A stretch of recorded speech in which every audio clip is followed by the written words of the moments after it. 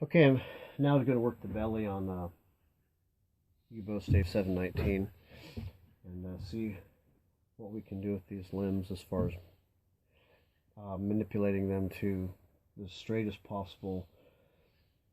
And we got two different levels of belly potential here, so we have to kind of split the difference on the high and low sap line.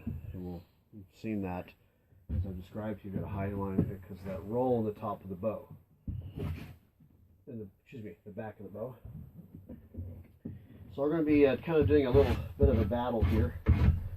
Once again, as you've seen before, with knife and rasp. We're going to see what we get out of this belly here.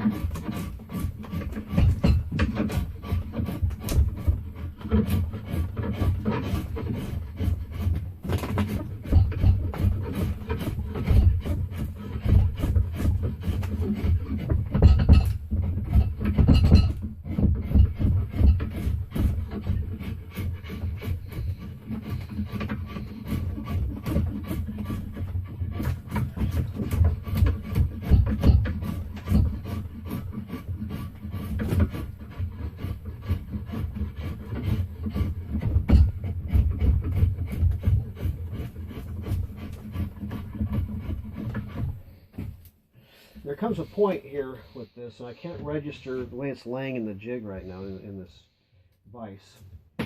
I can't register it off the back of the bow this way because it rolls. So if you use it as a registering flat surface, it would be very inaccurate.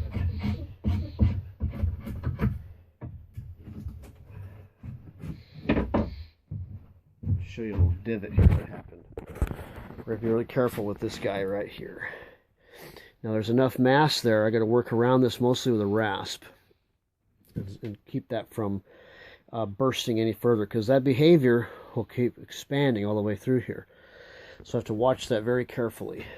And you can see the roll here, the height factor. Look at the mass of U wood here. And the mass of compression wood there is a little different. I have to be very careful with how much compression wood I move in relationship to that sap line, which is a little thicker on the other side. So, and this one down here is going to be a real treat too. So here we go. Continue on with this. Working the belly. A lot of this at this point, it becomes feel and instinct for thickness, taper, depth, and it's all kind of a matter of judgment. So this is not the kind of stave you would really want to learn on as far as getting the feel for working the bow and the limbs, because it would just be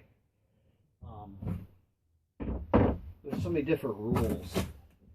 When I say rules, actually